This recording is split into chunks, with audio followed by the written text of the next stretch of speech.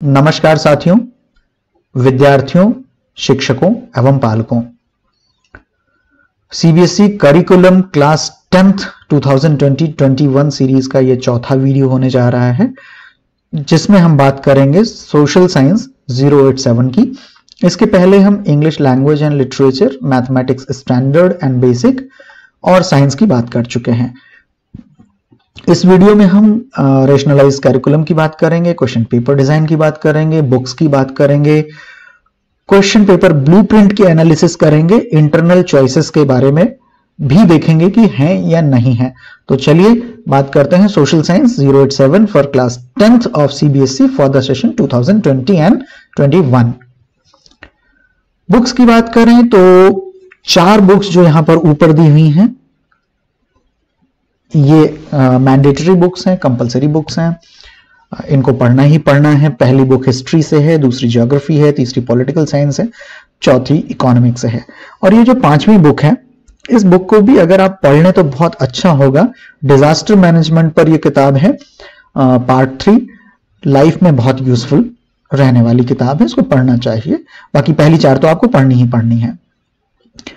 Unit wise अगर weightage की बात करते हैं तो हिस्ट्री को दिए गए हैं 20 मार्क्स, ज्योग्राफी को 20, डेमोक्रेटिक पॉलिटिक्स को 20, अंडरस्टैंडिंग इकोनॉमिक डेवलपमेंट को भी 20, यानी कि हिस्ट्री, ज्योग्राफी, पॉलिटिक्स और इकोनॉमिक्स चारों को 20-20 मार्क्स का वेटेज दिया गया है थियरी पेपर में, और चारों मिला करके बनाते हैं 80 मार्क्स, और 80 मार्क्स का ही थियरी पेपर होता है।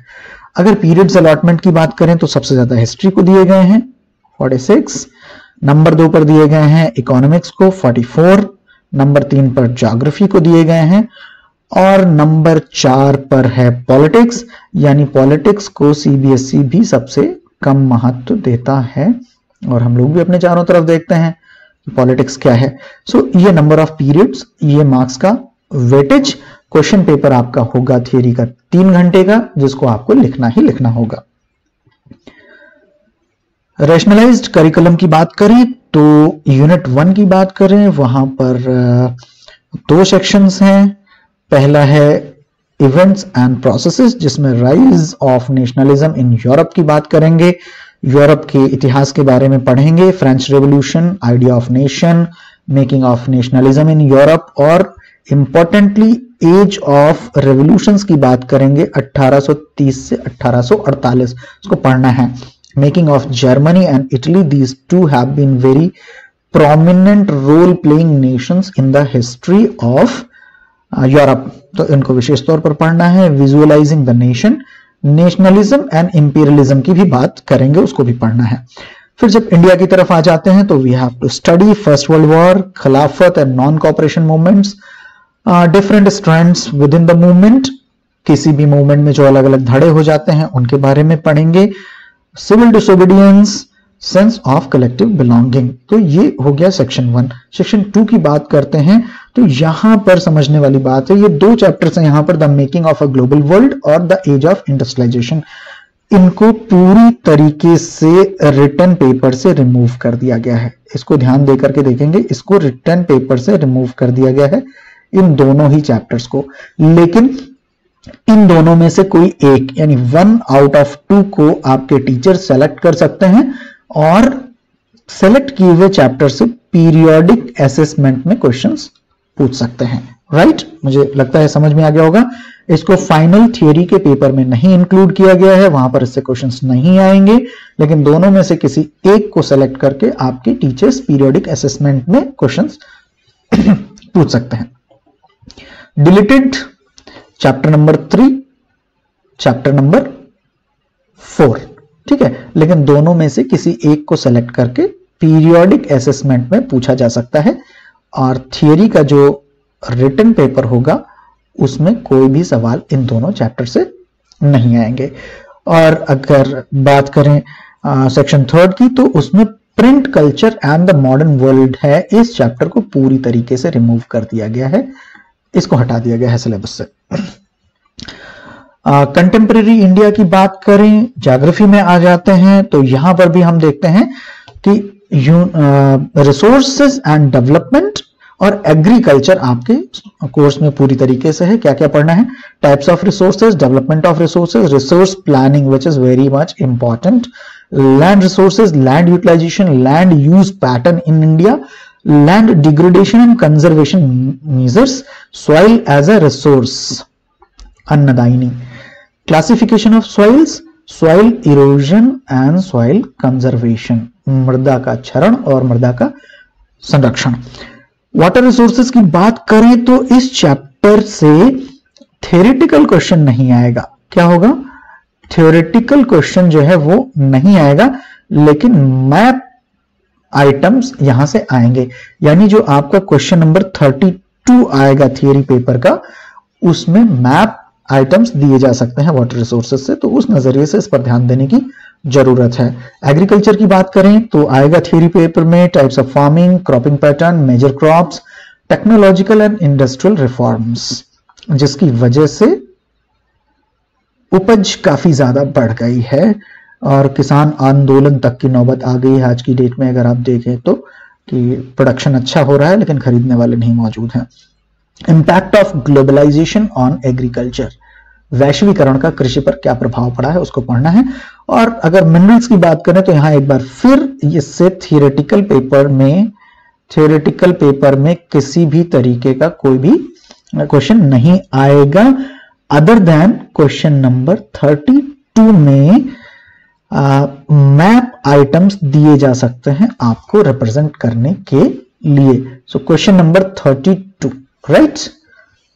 वाटर रिसोर्सेज और मिनरल्स क्वेश्चन नंबर 32 के लिए इंपॉर्टेंट है। अदरवाइज पीरियोडिक असेसमेंट में या बोर्ड एग्जामिनेशन में रिटन पेपर में कोई थियोरेटिकल क्वेश्चन नहीं आने वाला इनसे। कंटेम्पररी इंडिया, उसमें देखते हैं मैन्युफैक्चरिंग इंडस्ट्रीज में पढ़ना है, importance of manufacturing, contribution of industry to national economy, industrial locations, classification of industries, special distribution, industrial pollution, Delhi जिससे बहुत बुरी तरीके से जूझ रहा है और भी बाकी शहर बुरी तरीके से जूझ रहे हैं, and environmental degradation, control of environmental degradation. Then life lines of national economy, transport जानते हैं, roadways, railways, pipelines, waterways, airways वगैरह वगैरह वगैरह। देन कम्युनिकेशन सारा कुछ आज के समय में इस पर डिपेंड करता, पढ़ना है। इंटरनेशनल ट्रेड को पढ़ना है। टूरिज्म एज अ ट्रेड एक बहुत बड़ी इंडस्ट्री है, इसको भी आपको पढ़ना है। डिलीटेड क्या है? देखिए, कंप्लीटली डिलीट कर दिया गया है फॉरेस्ट एंड वाइल्ड लाइफ, इस चैप्टर को पूरी तरीके से डिलीट कर दिया गया है। और इन दोनों चैप्टर्स की अगर बात करें तो हम पहले बोल चुके हैं कि पीरियोडिक असेसमेंट या रिटन पेपर में इनसे कोई थियोरेटिकल क्वेश्चन नहीं आएगा, लेकिन क्या आएंगे इससे? मैप आइटम्स आएंगे। तो इसलिए इसको आप पूरी तरीके से अवॉइड नहीं करेंगे, इसको पढ़ेंगे जरूर। मैप आइटम्स की लिस्ट लास्ट में दी हुई है, अभी आगे दी हुई है, उसको देख लीजिएगा, नोट कर लीजिएगा या स्क्रीनशॉट्स भी ले सकते हैं। डेमोक्रेटिक पॉलिटिक्स की बात करते हैं अब। Power sharing, case studies of Belgium and Sri Lanka आपका पड़ोसी है और बेल्जियम आपका यूरोपियन कंट्री है। Why power sharing is desirable, power sharing क्यों होनी चाहिए? Forms of power sharing, federalism क्या है, कैसा होता है? इंडिया क्या फेडरल कंट्री है, और है तो कैसे है, क्यों है? हाउ फेडरलिज्म इज प्रैक्टिस्ड, क्या रूल्स रेगुलेशंस, क्या तौर तरीके होते हैं, कैसे फेडरलिज्म को लागू किया जाता है? एंड डिसेंट्रलाइजेशन इन इंडिया, है ना, विकेंद्रीकरण। Political parties, why do you need political parties? I do not know whether we need political parties or not. I am talking of in present scenario. How many parties should we have? कितनी होनी चाहिए? National political parties, खूब जानते ही हैं आप इनके बारे में, लेकिन पढ़ लीजिएगा। State parties, जो छोटी छोटी state parties होती हैं। Challenges to political parties, oh my God, political parties को भी challenges होते हैं, my goodness. Political parties तो खुद ही एक challenge है, लेकिन फिर भी challenges को पढ़ना है political parties. How can parties be reformed? Parties को reform कैसे किया जा सकता है? Outcomes of democracy. How do we assess democracy outcomes? कैसे assess करेंगे कि democracy के outcomes क्या हैं? ठीक है, जैसे आपके यहाँ लर्निंग आउटकम्स होते हैं, सुना है लर्निंग आउटकम्स की नहीं? Accountable, responsive and legitimate government. Government, ये 3 क्वालिटीज बताई हैं कैसी होती है गवर्नमेंट, अकाउंटेबल, रिस्पॉन्सिव और लेजिटिमेट। वैधानिक होनी चाहिए, रिस्पॉन्सिव होनी चाहिए और जिम्मेदार गवर्नमेंट, ठीक है। Economic growth and development, reduction of inequality and poverty, accommodation of social activities, dignity of freedom of citizen, freedom of speech और दुनिया भर की freedoms आपने खूब सुनी होंगी। so dignity of freedom of the citizen। Deleted क्या है ये देखिए, 4 चैप्टर्स पूरी तरीके से डिलीट कर दिए गए हैं। Democracy and diversity, gender, religion and caste, popular struggles and movements, challenges to democracy, ये पूरी तरीके से डिलीट कर दिए गए हैं, यानी कोर्स को बहुत रिड्यूस कर दिया गया है। 4th यूनिट की बात करते हैं जहां पर हम इकोनॉमिक्स को पढ़ेंगे। क्या है वहां पर? What development promises, different people different goals. हर आदमी के अपने अपने अलग नजरिए होते हैं, उसके अलग लक्ष्य होते हैं, तो डेवलपमेंट का अलग अलग लोगों के लिए अलग अलग क्या मतलब होता है। Income and other goals, national development जरूरी है भाई, बहुत जरूरी, लेकिन आजकल लोग पर्सनल डेवलपमेंट पे ज्यादा लगे रहते हैं। How to compare different countries और स्टेट्स, कैसे अलग अलग कंट्रीज को, कौन डेवलप्ड कंट्री है, अंडर डेवलप्ड है, डेवलपिंग है, कैसे कंपेयर करते हैं। Income and other criteria, public facilities, very important. Sustainability of development, development तो ठीक है लेकिन डेवलपमेंट को लगातार बरकरार रखना कैसे रखेंगे। Sectors of Indian economy, economic activities, comparing the three sectors, primary, secondary and tertiary sectors in India, division of sectors as organized and unorganized। हमारे यहाँ का बहुत सारा लेबर एम्प्लॉय अनऑर्गेनाइज सेक्टर में भी काम करता है। Sectors in terms of ownership, public and private sectors, आप जानते हैं इनके बारे में लेकिन पढ़ना अच्छे से है। Money and credit, money as a medium of exchange, है ना, मनी क्या है, मीडियम ऑफ एक्सचेंज ही तो है, पहले दूसरे और तरीके भी अपनाए जाते थे। Modern forms of money, money के आधुनिक रूप, loan activities, role of banks, 2 different credit situations, terms of credit, formal sector credit in India, self help groups, स्वयं सहायता समूह फॉर द पुअर, गरीबों के लिए स्वयं सहायता समूह, गवर्नमेंट काफी प्रमोट करती है इनको।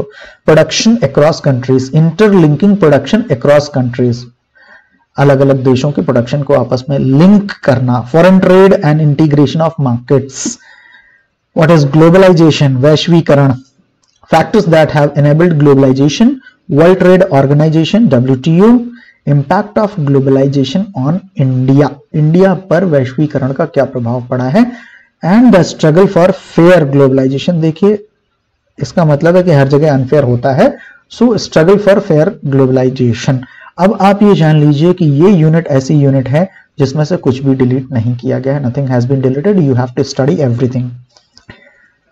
प्रोजेक्ट वर्क, सोशल साइंस में प्रोजेक्ट वर्क दिया हुआ है, वैसे तो सारे सब्जेक्ट्स में प्रोजेक्ट वर्क है, आप कर सकते हैं, लेकिन यहां पर क्या है कि हर एक स्टूडेंट को, every student has to compulsorily, ये देखिए साफ साफ लिखा हुआ, compulsorily undertake any one of the project. ये 3 प्रोजेक्ट्स, 3 तरह के प्रोजेक्ट्स दिए हैं, टॉपिक्स तो और ढेर सारे हो सकते हैं, इनमें से किसी एक तरीके का प्रोजेक्ट करना ही करना है। ऑब्जेक्टिव्स वगैरह पढ़ लीजिएगा, मैं पढ़ूंगा तो काफी लंबा हो जाएगा।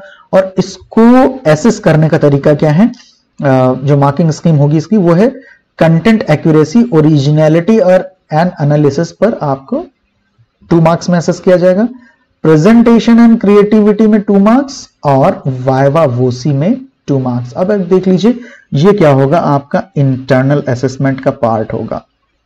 क्या का पार्ट होगा? ये इंटरनल असेसमेंट का पार्ट होगा, आपके एक्सटर्नल असेसमेंट में नहीं आएगा, राइट। यानी आपको स्कूल में आपके टीचर के द्वारा इसको असेस किया जाएगा, राइट। इस प्रोजेक्ट को स्टूडेंट को अपनी हैंड राइटिंग में लिखना है। कैसे लिखना है? अपनी हैंड राइटिंग में लिखना है, फाइल्स वगैरह तैयार करनी है, टीचर के दिए हुए टाइम पर, शेड्यूल टाइम पर प्रेजेंटेशन करना है, और फिर ये 5 मार्क्स में आपको एसेस किया जाएगा।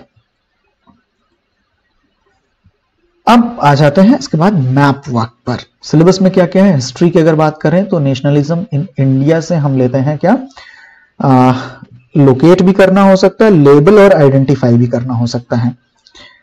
कलकत्ता, नागपुर, मद्रास।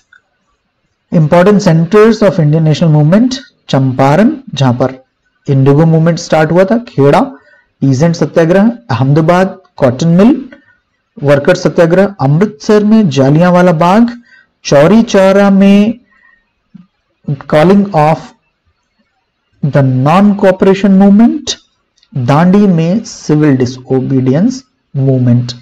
ठीक है, आगे बढ़ते हैं, ज्योग्राफी की बात करते हैं। ज्योग्राफी में हमें क्या है, water resources and development identification only है, और major soil types identification only, right, यानी मैप में दिया होगा, हो सकता है दिया हो, आपको आइडेंटिफाई करना होगा।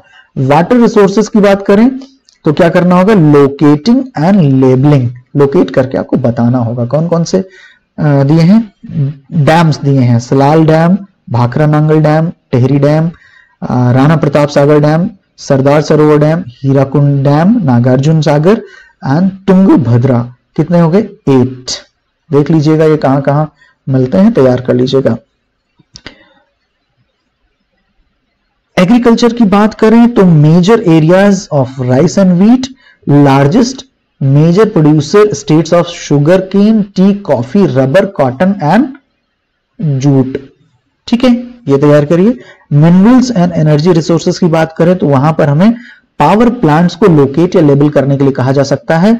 कौन कौन से, थर्मल और न्यूक्लियर, दो तरीके के पावर प्लांट्स लगे हुए हैं, जिनमें नमरूप, सिंगरौली और रामागुंडम, ये कौन से हैं, थर्मल हैं, थर्मल पावर प्लांट्स हैं, राइट, कोयले से जो चलने वाले हैं ना, थर्मल पावर प्लांट्स। और न्यूक्लियर की बात करें तो नरोरा, काकरापारा, तारापुर और कलपक्कम। आप जानते हैं न्यूक्लियर रिएक्शंस यहां पर होती हैं, कौन सी होती है, फ्यूजन रिएक्शन होती है या फिजन रिएक्शन होती है, देख लीजिएगा भाई। Only map items of this chapter as listed above will be evaluated in board examination. वही फिर से बता रहे हैं कि केवल मैप प्रैक्टिस ही आएगी इससे। Manufacturing industries, Mumbai, Indore, Surat, Kanpur, Coimbatore. Iron steel plants, Durgapur, Bokaro, Jamshedpur, Bhilai, Vijayanagar, Salem. Software technology parks, Noida, Gandhinagar, Mumbai, Pune, Hyderabad, Bengaluru, Chennai, Thiruvananthapuram. Life line of national economy में क्या, मेजर पोर्ट्स, किनको लोकेट करना हो सकता है, major ports, Kandla, Mumbai, Marmagao, new Mangalore, Kochi, Tuticorin, Chennai, Visakhapatnam, Paradip and Haldia, ये हो गए। और इंटरनेशनल एयरपोर्ट्स की बात करें तो अमृतसर, दिल्ली, मुंबई, चेन्नई, कोलकाता एंड हैदराबाद, इनको आपको लोकेट करने को या आइडेंटिफाई करने को दिया जा सकता है। अब आ जाते हैं एग्जामिनेशन डिजाइन। एग्जामिनेशन डिजाइन की बात करें तो कॉमन है, टोटल एग्जामिनेशन का वेटेज होगा 100, जिसमें 80 होगा आपका रिटन पेपर का और 20 होगा इंटरनल असेसमेंट का। ये होगा आपका रिटन पेपर, ये होगा इंटरनल असेसमेंट। ये कराया जाएगा बोर्ड के द्वारा, बोर्ड कराएगा, और इसको बोर्ड की गाइडलाइंस के अंतर्गत कौन करवाएगा, आपका स्कूल करवाएगा, right. So written paper 80 marks, internal assessment 20 marks. अब देखते हैं कि इंटरनल असेसमेंट में क्या है 20 मार्क्स में। 3 चीजें हैं यहां पर, periodic assessments, portfolio and subject enrichment activities. So periodic assessment school में 3 लिए जाने हैं, जिनको हम कहते हैं PA1, PA2 and PA3। 3 periodic assessments, उनको मार्क्स अलॉट किए गए, टोटल मार्क्स 10। अब वो कैसे लेने हो बाद में डिटेल का बात है, कभी हम एग्जामिनेशन पर डिटेल चर्चा करेंगे तो उसमें बता देंगे। और इन 10 मार्क्स को भी 2 पार्ट्स में डिवाइड किया गया है, ठीक है। पहला पार्ट है पेन पेपर टेस्ट, जिसमें 5 मार्क्स होंगे, जिसको 5 मार्क्स अलॉट किए गए हैं, और दूसरा मल्टीपल असेसमेंट है, मल्टीपल स्ट्रेटजीज यूजिंग असेसमेंट के लिए है, जिसमें quiz, debate, role play, gallery walks, exit cards, concepts, assignments, assessments, visual expressions, group discussions, viva, बहुत सारी चीजें हो सकती हैं, तो उसको भी दिए गए हैं 5 मार्क्स। तो ये दोनों मिलाकर के बनते हैं 10 मार्क्स।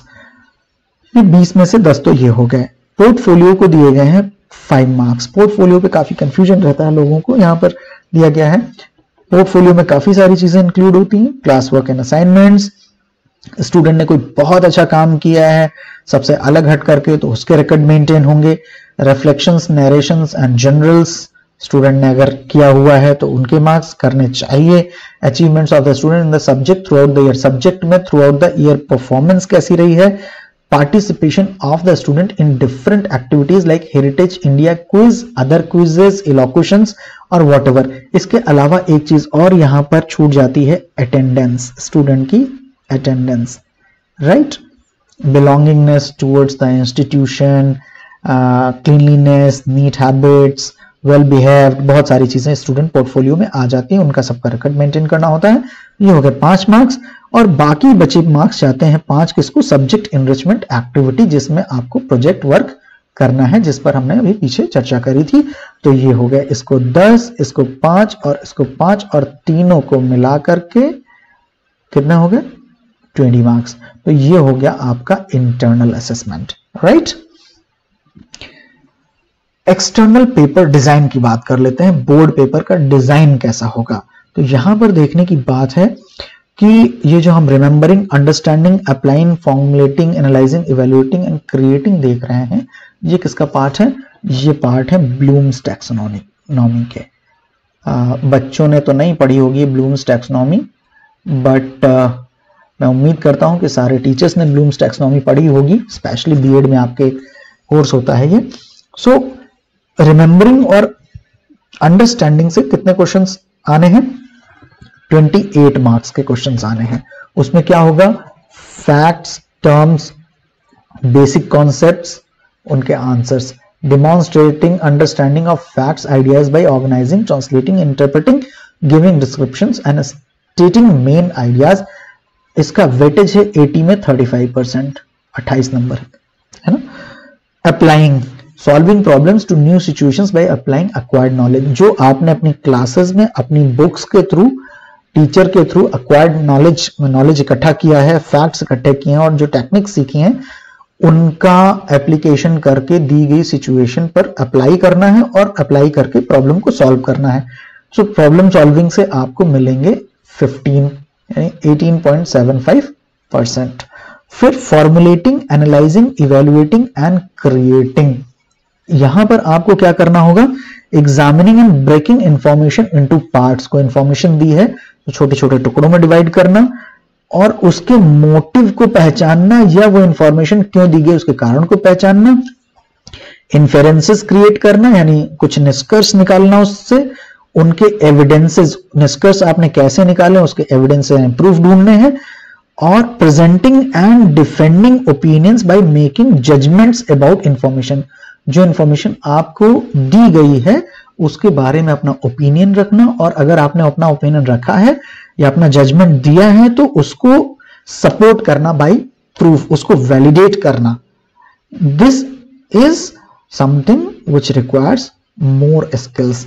इसको दिए हैं 32 मार्क्स का वेटेज, यानी 40% of the weightage of 80 marks. यानी अगर इसको ही, इसमें अगर बच्चे को अच्छा कमांड है तो फिर पास होने से तो कोई रोक ही नहीं सकता, बाकी सारी चीजें फिर स्कोर करने में आएंगी। मैं पहले भी कहता आया हूं कि इस बार स्कोर करना, पास होना इतना आसान पहले कभी नहीं था। फिर आ जाते हैं मैप स्किल्स की बात करते हैं। तो मैप स्किल्स को 5 मार्क्स दिए गए हैं और जिसमें 2 हिस्से होंगे, क्वेश्चन नंबर 32.1 और क्वेश्चन नंबर 32.2। इन दोनों को मिला के 5 नंबर दिए गए हैं और इनका वेटेज होगा 6.25। सो वेटेज हो जाएगा 100% और मार्क्स होंगे 80। बाकी बचे 20 मार्क्स आपको पता है कहां के होंगे, वो इंटरनल असेसमेंट के मार्क होंगे और फिर मार्क्स पहुंच करके 100 हो जाएंगे, जिसमें से आपका रिजल्ट बनेगा। फिर भी एक आसान चीज है कि दोनों को मिला करके, यानी external assessment plus internal assessment में आपको क्या करना है, ग्रेटर देन और इक्वल टू 33% स्कोर करना है पास होने के लिए। और जिन लोगों को स्कोर करना है, so there is no limit, you can go up to 100%। और मैं सच कह रहा हूं, इस बार स्कोर करना बहुत आसान है। You should aim high for 100%। Written paper के अब ब्लूप्रिंट की बात करते हैं, उसके इंटरनल डिजाइन की बात करते हैं, डीप एनालिसिस की बात करते हैं।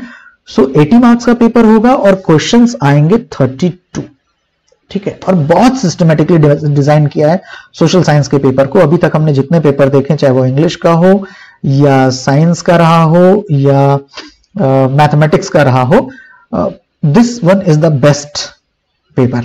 बहुत ही अच्छे से इसको डिजाइन किया गया हुआ है। अब इस डिजाइन को समझने के लिए हमको क्या करना होता है, we have to go to sample question paper issued by CBSE. CBSE ने सैंपल क्वेश्चन पेपर इशू किया है, वो सीबीएसई की ऑफिशियल वेबसाइट पर है।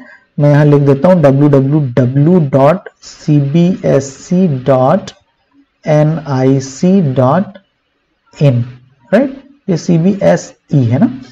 www.cbsc.nic.in पर जाएंगे, वहां करिकुलम में जाएंगे तो सैंपल क्वेश्चन पेपर्स दिए हुए, अब वहां से डाउनलोड भी कर सकते हैं, मार्किंग स्कीम भी दी हुई है।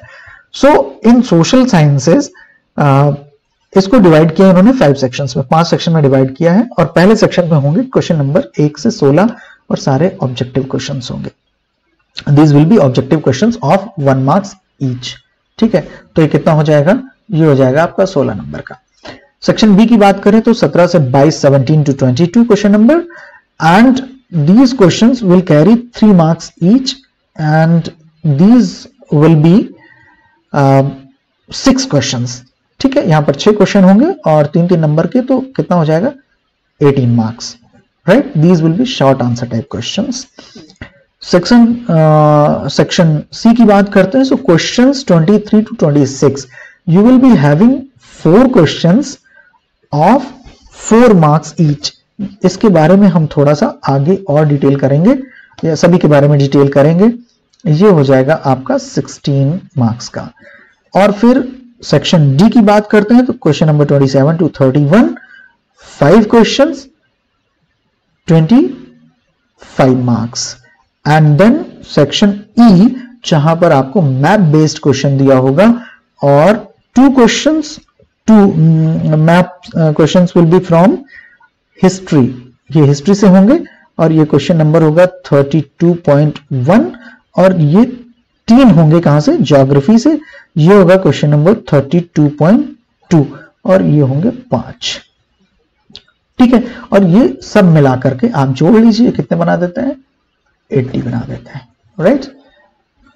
अब देखते हैं जनरल इंस्ट्रक्शंस क्या है। ऑल क्वेश्चंस आर कंपलसरी, सारे क्वेश्चंस कंपलसरी होंगे और कोई पेपर में ओवरऑल चॉइस नहीं दी होगी, लेकिन इंटरनल चॉइसेस दी हुई होंगी। और जहां पर इंटरनल चॉइसेस दी हैं, you have to follow those internal choices in those particular questions.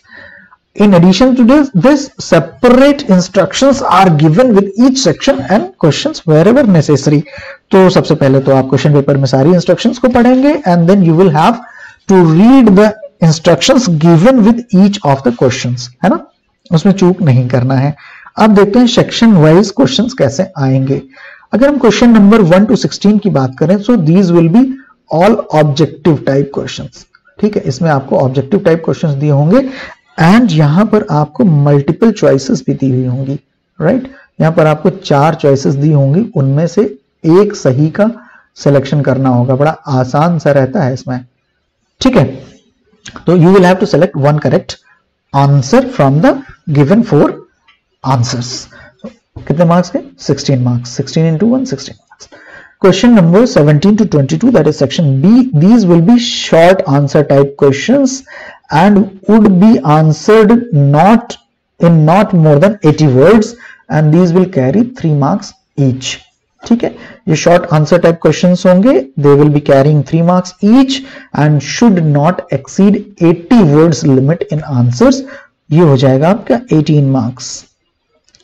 Question number 23 to 26, ये थोड़ा सा यहाँ स्पेलिंग सही कर लीजिएगा, ये SOURCE, सोर्स बेस्ड क्वेश्चंस, ठीक है। SOURCE, सोर्स बेस्ड क्वेश्चंस होंगे ये। अब यहां वैसे तो क्वेश्चन को 4 नंबर का वेटेज दिया गया है, लेकिन these are again your multiple choice questions. यहां पर भी आपको एक बार फिर से ऑब्जेक्टिव्स मिल जाते हैं। आपको एक तो सोर्स दिया होगा, कुछ राइटअप दिया होगा या कुछ विजुअल दिया होगा, कुछ ग्राफ दिया हो सकता है, कुछ स्टैटिस्टिकल डेटा दिया हो सकता है, और उस पर आपको 4 क्वेश्चंस दिए होंगे। उन चारों क्वेश्चंस में क्या होंगे, एक एक नंबर के क्वेश्चन दिए होंगे, ठीक है। सो 4 into 4 into 1, सारे क्वेश्चंस एक नंबर के होंगे, 4 मेजर, उनके 4 सब पार्ट्स, तो 4 into 4 into 1 it goes to 16 marks. ये 16 नंबर के हो जाएंगे। यानी अगर आप देखें तो ये 16 और ये 16 मिला करके this 16 and this 16 amounts to 32 marks के आपको ऑब्जेक्टिव्स मिल जाएंगे, राइट। कितना आसान हो जाएगा, 32 मार्क्स ऑब्जेक्टिव। और अभी अगर हम सेक्शन ई की बात करेंगे तो फिर देखेंगे 32 मार्क्स के ऑब्जेक्टिव्स हो गए और 18 मार्क्स के अभी डिस्क्रिप्टिव हुए। आगे बढ़ते हैं, सेक्शन डी की बात करते हैं। Question number 27 to 31 are long answer type questions. ये लॉन्ग आंसर टाइप क्वेश्चंस होंगे और ये 5 नंबर का होगा हर एक सवाल। और कितने सवाल दिए होंगे, 5 क्वेश्चंस दिए होंगे। यहां पर आपको 5 सवाल दिए रहेंगे and these should be answered between 80 to 120 words limit, यानी 80 से नीचे नहीं होना चाहिए इनके वर्ड्स लिमिट आंसर की, और 120 के ऊपर नहीं जाना चाहिए। You can go up to 120, 125, 130 तक भी आंसर कर देंगे तो चलेगा, लेकिन इसके ऊपर नहीं जाइएगा। 25 marks long answer type question. अब देखिए फिर से आपको एक बढ़िया चॉइस मिलती है आसान, यहां सही है तो सही है, गलत है तो गलत। क्वेश्चन नंबर 32.1, क्वेश्चन नंबर 32 के 2 पार्ट्स होंगे, एक हिस्ट्री से होगा और दूसरा ज्योग्राफी से होगा।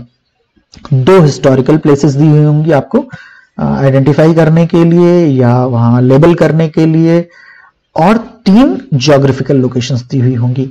सो हिस्ट्री को कौन सा है 32.1 और ज्योग्राफी को कौन सा है 32.2, ठीक है। हिस्ट्री को दिए गए यहां 2 मार्क्स 1 ईच, और ज्योग्राफी को दिए गए 3 मार्क्स 1 ईच, ठीक है। ये 2 + 3 बराबर कितना हो जाता है, 5 हो जाता है। अब अगर हम बात कर लें, देखें ऑब्जेक्टिव की बात करें तो आपको 16 मिला था सेक्शन ए में मिला था, और सेक्शन सी में 16 मिला था, और सेक्शन ई की बात करें तो यहां भी 5 है, ठीक। 1 मार्कर्स हैं, कितने 1 मार्कर्स हो गए, 16 दूना 32, 5 37 मार्क्स के, तो आपको क्या मिल रहे हैं, 1 मार्कर्स मिल रहे हैं। कितना आसान हो गया है। जो बच्चे पढ़ने वाले हैं, ब्राइट स्टूडेंट्स हैं, उनके तो बिल्कुल बल्ले बल्ले हो गए हैं, वो छाप देंगे इस बार पूरा एकदम। इंटरनल चॉइसेस की बात करते हैं तो क्वेश्चन नंबर 1 to 16 में 4 questions will have internal choice. अब इसको कहां से हम ढूंढ करके निकालते हैं, देखिए हमें हमेशा रेफर करना होता है सीबीएसई को, because CBSE is the official body. तो इन्होंने जो सैंपल क्वेश्चन पेपर डाल रखा है अपनी वेबसाइट पर अपलोड किया हुआ है, और वेबसाइट है www.cbse.nic.in। ये इनकी ऑफिशियल वेबसाइट है, वहां पर सैंपल क्वेश्चन पेपर दिया हुआ है। जब उसको डीपली स्टडी करते हैं, उसको एनालाइज करते हैं, तो देखते हैं कि क्वेश्चन नंबर 1 to 16 जो कि ऑब्जेक्टिव है, वहां पर 4 क्वेश्चंस ऐसे दिए होंगे जिनमें इंटरनल चॉइस होगी। क्वेश्चन नंबर 17 to 22 जो आपने पहले देखा, ये कि शॉर्ट आंसर टाइप क्वेश्चंस हैं, ऐसे टीक्यू हैं, उनमें 2 क्वेश्चंस में क्या होगा, इंटरनल चॉइस होगी। क्वेश्चन नंबर 23 to 26 ये जो क्वेश्चंस हैं, इनमें आपको कोई इंटरनल चॉइस नहीं मिलने वाली है। यहां पर आपको कंपल्सरली सभी क्वेश्चंस को अटेम्प्ट करना होगा। और अगर हम क्वेश्चन नंबर 27 to 31 की बात करें, यानी जो हमारा कौन सा सेक्शन है, सेक्शन डी है, वहां पर क्या होगा, 3 क्वेश्चंस ऐसे होंगे जिनमें इंटरनल चॉइस दी हुई होगी, राइट। और क्वेश्चन नंबर 32 की बात करें तो आपने देखा तो क्वेश्चन नंबर 32 के 2 पार्ट्स हैं। एक है 32.1 जो हिस्ट्री को बिलोंग करता है, इसमें आपको कोई इंटरनल चॉइस नहीं दी हुई होगी। इसमें 2 प्लेसेस दी होंगी और दोनों को मैप पे आपको डिनोट करना होगा। लेकिन अगर क्वेश्चन नंबर 32.2 की बात करें, 32.2 क्वेश्चन जो है ये किससे आएगा, ज्योग्राफी से आएगा। इसमें आपको इंटरनल चॉइस मिल जाएगी। क्या मिलेगी इंटरनल चॉइस, यहां पर आपको 5 प्लेसेस दी होंगी। कितनी दी हुई होंगी, 5 प्लेसेस दी होंगी, और उसमें से कोई 3 आपको मैप पर लोकेट करनी होंगी। तो ये था इंटरनल चॉइसेस का डिजाइन। अब जहां पर भी इंटरनल चॉइसेस दिया होगा वहां पर और जरूर लिखा होगा, पहली चीज, ठीक है। और के ऊपर एक क्वेश्चन दिया होगा, और के नीचे एक क्वेश्चन दिया होगा। दोनों में से जो आसान लगे वो कर लीजिएगा, आसान ही नहीं, जो आपको आता हो अच्छे से वो कर लीजिएगा। दूसरा क्या होगा, एनी लिखा होगा, ठीक है। Let's say you have been given 5 questions और उसमें लिखा हुआ है आंसर एनी 3। क्या लिखा हुआ है, आंसर एनी 3। तो ये भी एक तरीके की इंटरनल चॉइस होगी। इस तरीके से 2 तरीके से इंटरनल चॉइसेस दी होंगी, आपको इस बात का ध्यान रखना है। So dear students, parents and teachers, this was an analysis of the curriculum, rationalized curriculum of social science for class 10th for session 2020-21 strictly as said by CBSE board. I hope that this analysis will be really helpful for teachers as well as for the students and also for the parents to get certain information and take care of the preparation of their children and students. देखिए मैं फिर कहता हूं, इसमें बहुत मेहनत लगती है ये सब तैयार करने में। ये जो मेहनत है हम आपके लिए कर दे रहे हैं, अगर ये मेहनत आपके काम नहीं आ रही तो फिर बेकार हो जाएगी। प्लीज इसका फायदा उठाएं और आने वाले समय में हम बाकी बचे हुए करिकुलम की भी एनालिसिस देंगे। तो कीप ट्यून्ड विद मी संग्राम सिंह के साथ और जुड़े रहें हमारे चैनल महासा से। तब तक के लिए जय हिंद।